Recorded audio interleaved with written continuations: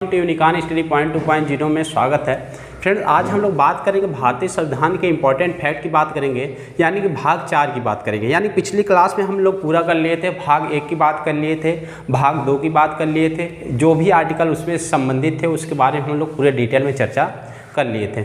अब इसके बाद बात करते हैं, भाग 3 भी हो गया हमारा, जो कि क्या दिया गया था, फंडामेंटल राइट दिया गया था। अब इसके बाद बात करेंगे, यानी कि हम लोग को अगर बात करें फ्रेंड्स, जहाँ से रेगुलर हमेशा क्वेश्चन बनते आ रहे हैं, कोई भी एग्जाम हो, चाहे एसएससी का हो या फिर स्टेट लेवल का एग्जाम हो, हमेशा यहाँ से क्वेश्चन बनते आते हैं। यानी कि 1 से लेकर 100 तक हमें लगातार याद करना पड़ेगा। तो यहाँ पर बात करेंगे हम लोग आज डीपीएसपी की, यानी कि भारत के राज्य के नीति निषेधक सिद्धांतों की बात करेंगे, जो भाग 4 में दिया गया है। आर्टिकल की बात करेंगे 36 से 51 तक दिया गया है। सबसे पहले बात कर लेते हैं मौलिक अधिकार तथा डीपीएसपी या फिर फंडामेंटल एक ड्यूटी होती है, मौलिक कर्तव्य के बारे में बात कर लेते हैं। यानी कि तीनों अलग अलग फैक्ट हैं, तीनों को अलग अलग से याद रखेंगे फ्रेंड्स। अगर पहले की बात करेंगे तो पहला हमारा क्या होता है, यानी कि जो मौलिक अधिकार है, जो 12 से 35 तक मौलिक अधिकार दिए गए हैं, वो क्या दिए गए हैं, न्यायालय द्वारा प्रवर्तनीय दिए गए हैं। यानी कि उसमें भी दिया गया है आर्टिकल 12, राज्य शब्द की परिभाषा दी गई है। इसको याद रखेंगे फ्रेंड, क्योंकि हमारा क्या दिया गया, इसे न्यायालय द्वारा प्रवर्तनीय माना गया है, जबकि राज्य के निषेधक सिद्धांत में साफ साफ कहा गया है न्यायालय द्वारा प्रवर्तनीय नहीं है। और उसके बाद मौलिक कर्तव्य बात करेंगे, वो भी सबसे अलग है। तो आज हम लोग बात करेंगे यहाँ पर, सबसे पहले अगर बात करेंगे तो हम लोग बात कर लेते हैं भाग 4 ए अनुच्छेद की बात करेगा तो अनुच्छेद हमारा जो हो जाएगा, आ जाएगा 36 से लेकर 51 तक। एक एक आर्टिकल की बात करेंगे हम लोग। अगर यहाँ बात कर लें अनुच्छेद 36 में क्या किया गया, राज्य की परिभाषा दी गई। एक एक आर्टिकल को ध्यान रखेंगे। राज्य शब्द की परिभाषा, राज्य शब्द की परिभाषा। अब इसमें क्या दिया गया है, इसका मतलब क्या, एक और आर्टिकल लिखेंगे फ्रेंड, अनुच्छेद 37, यानी कि डीपीएसपी, क्या पढ़ रहे हैं, डीपीएसपी, यानी कि राज्य के नीति निषेधक सिद्धांत, राज्य के नीति निदेशक सिद्धांत, इसको हमें पढ़ना फ्रेंड, ठीक है ना, 36 से 51 तक। यानी कि इसमें दिया गया डीपीएसपी न्यायालय द्वारा प्रवर्तनीय नहीं है, प्रवर्तनीय नहीं है। 2 आर्टिकल की बात करेंगे फ्रेंड्स। यानी कि यहाँ दिया गया अनुच्छेद 36 में क्या कहा गया है, इसमें कहा गया है कि जैसा कि आर्टिकल 12 में हमें उपनित है कि राज्य शब्द की परिभाषा दी गई है, वैसे ही आर्टिकल 36 में भी दिया गया कि राज्य शब्द की परिभाषा कहाँ दिया गया है, आर्टिकल 36 में। अब बात करेंगे अगर हम लोग इसमें 37 में क्या कहा गया है कि डीपीएसपी यानी कि राज्य के नीति निषेधक सिद्धांत, यानी directive principle of the state policy न्यायालय द्वारा प्रवर्तनीय नहीं है। यानी कि इसको लेकर हम न्यायालय में जा नहीं सकते। अगर बात करें डीपीएसपी में दिया क्या गया कि ऐसी बात की गई है, यानी कि डीपीएसपी में ऐसी चीज़ दी गई है, जो भी हमारी प्रस्तावना है, जो बोलते हैं संविधान की कुंजी प्रस्तावना को, यानी कि प्रस्तावना में जो भी आदर्शवादी, समाजवादी, जो भी गांधीवादी विचारधारा दी गई है, उनका जो प्रतीक हमें मिलता है, उसका जो नेतृत्व मिलता है, कहाँ पर मिलता है, डीपीएसपी मिलता है। यानी कि इसे अगर बात करें कानूनी तौर पर लागू तो नहीं किया जा सकता है, लेकिन प्रत्येक राज्य का एक कर्तव्य बनता है कि जब भी कोई नियम, कानून या नीति लागू करते समय इसे क्या कर सकता है, लागू कर सकता है। यानी कि इसे क्या कर सकता है, लागू कर सकता है, लेकिन पूर्ण रूप से न्यायालय द्वारा प्रवर्तनीय नहीं। यानी कि हम इसको लेकर किसी कोर्ट में नहीं जा सकते, चाहे हाई कोर्ट हो चाहे सुप्रीम कोर्ट हो। ये साफ साफ आर्टिकल हमें 37 बोलता है कि न्यायालय द्वारा प्रवर्तनीय नहीं है। यानी कि हम बात कर लेते हैं। अब यहाँ पर बात की राज्य शब्द की परिभाषा, हम लोग पढ़े थे आर्टिकल 12 में राज्य शब्द की परिभाषा, सेम वही कंडीशन में लिखा गया आर्टिकल 36 में। और 37 में क्या दिया गया, डीपीएसपी न्यायालय द्वारा प्रवर्तनीय नहीं है। अगले आर्टिकल की बात करेंगे तो हमारा अगला आर्टिकल जो आता है अनुच्छेद 38, इसमें क्या दिया गया है, राज्य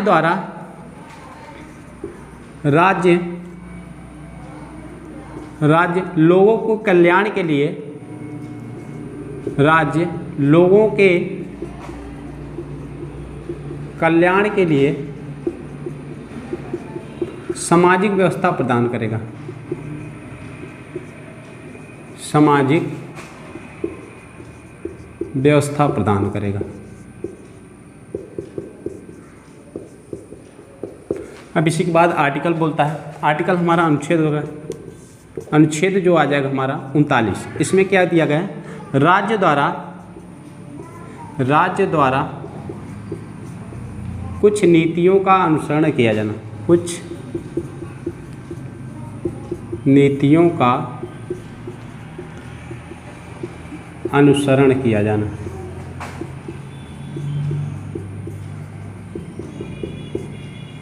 जैसे इसमें दिया गया है, समान कार्य के लिए समान समान वेतन,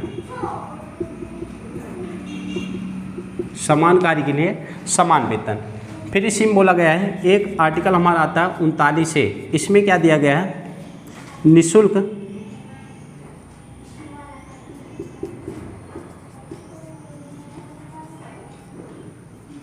निःशुल्क विधिक सहायता।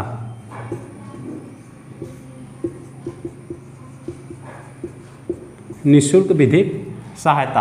अब इसी के बाद अगले आर्टिकल की बात करते हैं। हम आर्टिकल लिखने के बाद एक एक की चर्चा कर लेते हैं। आर्टिकल इसमें दिया गया है 40 में, ग्राम पंचायत का गठन, ग्राम पंचायत का गठन। ये आर्टिकल कौन सा बोलता है, आर्टिकल 40। अब इसमें आते हैं, अनुच्छेद 41 बोलता है, कुछ दशाओं में काम पाने, शिक्षा पाने का अधिकार, काम पाने, शिक्षा पाने तथा लोक सहायता पाने का अधिकार दिया गया। अनुच्छेद 42 बोलता है, कार्य मानवपूर्ण होना चाहिए।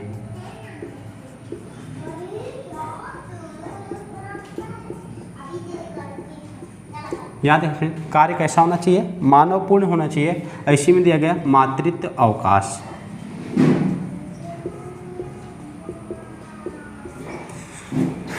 एक आर्टिकल, तीनों को साथ में पढ़ेंगे फ्रेंड। एक है 43, मजदूरों के लिए निर्वहनी मजदूरी।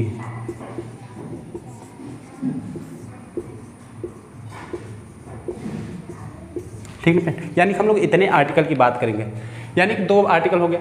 आज बात करेंगे हम लोग 38 में, राज्य लोगों के कल्याण के लिए सामाजिक व्यवस्था प्रदान करेगा, यानी कि समाज सुधारक, यानी कि बात करेंगे सामाजिक, यानी कि समाज सेवा के लिए जो भी कर्तव्य बनता है राज्य के लिए, वो क्या करेगा। जैसे OBC SC ST के लिए, किसी भी के लिए, यानी कि राज्य में पिछड़े वर्ग के लिए या फिर अनुसूचित जनजाति के लिए सामाजिक व्यवस्था प्रदान करेगा, ऐसा कहा गया है। लेकिन ये जरूरी नहीं है कि वो लागू ही करे, और इसको लेकर हम कोर्ट में नहीं जा सकते। आर्टिकल कौन सा बोलता है हमारा, आर्टिकल 37 बोलता है। अनुच्छेद 39 बोलता है, राज्य द्वारा कुछ नीतियों का अनुसरण किया जाना। इसका मतलब ये है, समान कार्यों के लिए समान वेतन। यदि कोई व्यक्ति है, समान कार्य कर रहे हैं, महिला हो गई या फिर पुरुष हो गए, अगर दोनों लोग समान कार्य कर रहे हैं तो उनके लिए क्या होगा, वेतन भी समान मिलना चाहिए, ना कि एक को कम और ना कि एक को ज़्यादा। ठीक ना। उसके बाद इसी में दिया गया 39 ये दिया गया है, निःशुल्क तथा विधिक सहायता, यानी कि सभी राज्य का कर्तव्य बनता है कि सभी को, जो पिछड़े वर्ग के लोग हैं, SC ST के या फिर उससे भी पिछड़े लोग हैं, तो उनके लिए क्या होता है, निःशुल्क विधिक सहायता उपलब्ध कराए, ऐसा कहा गया है। फिर उसके बाद बात करें हम लोग अनुच्छेद 40, जो गांधीवादी विचारधारा से, यानी गांधी जी क्या चाहते थे कि हर एक क्षेत्र में, यानी गाँव में क्या हो, एक ग्राम पंचायत हो, यानी छोटे स्तर पर क्या हो, एक सरकार हो। तो उसकी जो विचारधारा गांधी जी की मिलती है, वो कहाँ पर मिलती है, याद रखेंगे, वो मिलते हैं हमारे आर्टिकल 40। इसको याद रखें फ्रेंड, कई एग्जाम कई बार पूछ चुका है। ग्राम पंचायत का गठन, आर्टिकल बताइए उसका, या ग्राम पंचायत का जो गठन है इस किस अनुच्छेद से संबंधित है, तो आर्टिकल 40 हो जाएगा। फिर उसके बाद 3 हम आर्टिकल लगातार याद करेंगे। अनुच्छेद 41 की बात है, कुछ दशाओं में काम पाने, शिक्षा पाने तथा लोक सहायता पाने का अधिकार, यानी कि सरकार का एक कर्तव्य बनता है, या फिर मनरेगा के तहत उन्हें क्या काम दिलाए, या फिर शिक्षा दिलाए, या लोक सहायता, यानी कि जो भी उनकी सामाजिक सेवा हो सकती है उनके बारे में वो सरकार दे, ऐसा कहा गया है आर्टिकल 41। 42 में बोला गया, कार्य कैसा होना चाहिए, मानवपूर्ण होना चाहिए, ना कि ट्रक वाला काम हो गया, खींचने वाला, अब उससे ठेला से लेकर खिंचवा रहे हैं, ऐसा कुछ कुछ करवा रहे हैं, तो ऐसा कुछ नहीं हो। यानी कि काम कैसा होना चाहिए, मानवपूर्ण, यानी कि मानव ऐसा कार्य रहे कि मानव कर सके या फिर उसके नेतृत्व में उससे कम ही रहे। या फिर बात करेंगे अनुच्छेद 43 की मजदूरों के लिए निर्वहनी मजदूरी, यानी कि इसमें कहा गया है जो भी मजदूर काम करेंगे उनके लिए उनके अनुसार दैनिक जीवन के अनुसार ही क्या दिया जाएगा, दैनिक मजदूरी दी गई है। आर्टिकल कौन सा बोलता है, ये आर्टिकल हमारा 43 बोलता है। अब इसके बाद बात करेंगे हम लोग अगले आर्टिकल की, तो अगला जो हमारा आर्टिकल आता है आर्टिकल 43 बाद आर्टिकल 44, जो कि बहुत ही महत्वपूर्ण है, इसको याद रखें फ्रेंड। आर्टिकल 44 की बात करेंगे, यानी कि अनुच्छेद 44, एक समान सिविल संहिता, एक समान नागरिक सिविल संहिता,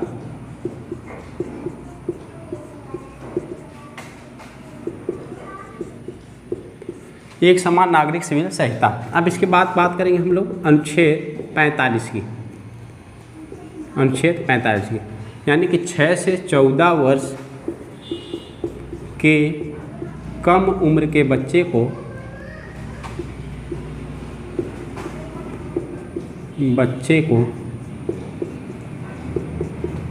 निःशुल्क तथा अनिवार्य शिक्षा,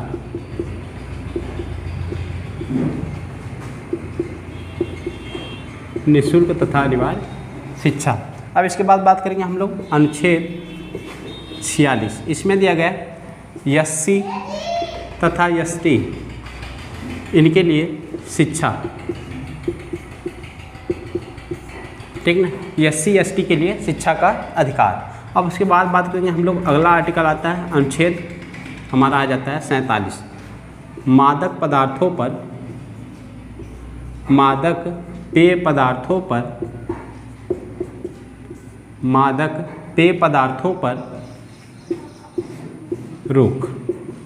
ये कौन सा बोलता है फ्रेंड, ये हमारा आर्टिकल नागरिक सिविल संहिता है। ये फ्रेंड याद करेंगे, कई बार एग्जाम में पूछ चुका है, यानी कि एक समान नागरिक सिविल संहिता ये अगर बात करेगा सिर्फ गोवा राज्य में लागू है। इसे याद रखिए फ्रेंड, सिर्फ कहाँ लागू है, गोवा में, यानी कि सभी नागरिकों के लिए एक समान होना चाहिए, कोई ऊंचा नीचा नहीं है, ऐसा कहा गया। अनुच्छेद 45 में 6 से 14 वर्ष के कम उम्र के बच्चों को निःशुल्क तथा अनिवार्य शिक्षा प्रदान की गई है। यानी कि इस आर्टिकल को हमने कहाँ पर मौलिक अधिकार में मौलिक अधिकार में क्या कर लिया है, शामिल कर लिया है, यानी कि फंडामेंटल राइट में इसे हमने क्या कर लिया है, शामिल कर लिया है। यानी कि इसे अनुच्छेद 86वां संविधान संशोधन सन 2002 के द्वारा इसे हम लोग क्या कर लिया, शिक्षा के आर्टिकल 21A में शामिल कर लिया। अब उसके बाद करेंगे अनुच्छेद 46 में SC ST यानी अनुसूचित जाति तथा अनुसूचित जनजाति के लिए शिक्षा का अधिकार दिया गया है, आर्टिकल 46। अनुच्छेद 47 बोलता है मादक पेय पदार्थों पर रोक। क्या दिया गया है, मादक पेय पदार्थों पर रोक, इसके सेवन पर क्या कर दिया गया,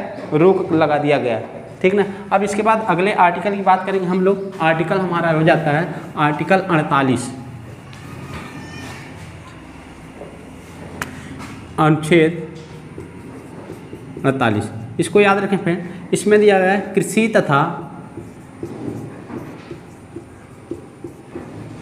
तथा पशुपालन का संगठन,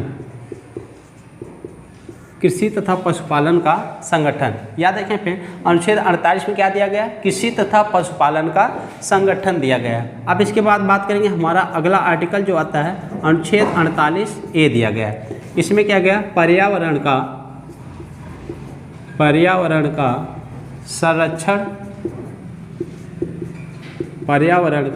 संरक्षण तथा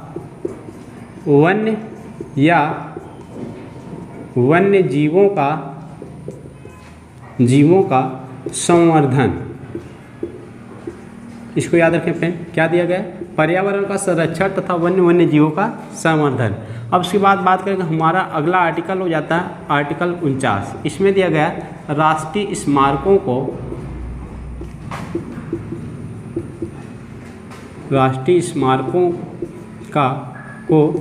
सुरक्षा प्रदान करना। ये हमारा आर्टिकल कौन सा हो जाता है, आर्टिकल नंबर 49 हो जाता है। अब इसके बाद बात करेंगे हमारा जो आर्टिकल होता है, आर्टिकल नंबर कौन सा हो जाएगा, आर्टिकल 50 हो जाएगा। आर्टिकल 50 की बात करेंगे, इसमें क्या दिया गया, कार्यपालिका का न्यायपालिका से विघटन। ठीक है, कार्यपालिका का न्यायपालिका से विघटन। अब इसके बाद बात करेंगे हमारा अनुच्छेद 51 हो जाता है। इसमें क्या दिया गया है, अंतर्राष्ट्रीय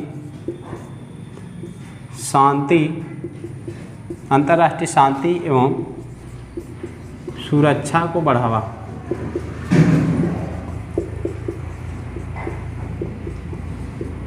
यानी बात कर लें हम लोग इसके बाद के आर्टिकल को, आर्टिकल 48 कृषि तथा पशुपालन का संगठन।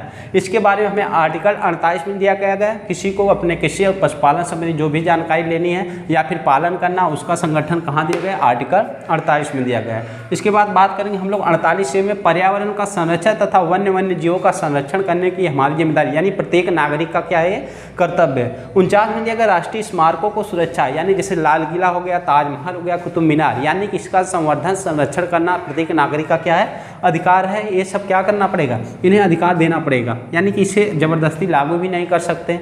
ठीक ना। 50 में दिया गया कार्यपालिका का न्यायपालिका से विघटन, यानी अलगाव रहेगा, कार्यपालिका न्यायपालिका में नहीं हस्तक्षेप कर सकती है, ना ही न्यायपालिका कार्यपालिका में हस्तक्षेप कर सकती है। उसके बाद दिया गया अनुच्छेद 51, इसमें देगा अंतर्राष्ट्रीय शांति एवं सुरक्षा को बढ़ावा देना, यानी कि अंतर्राष्ट्रीय जो भी हमारे हैं देश से क्या है, मित्रता है, उसके बारे में हमें क्या दिया गया है, उससे संरक्षण या फिर सुरक्षा दी गई है। ठीक है।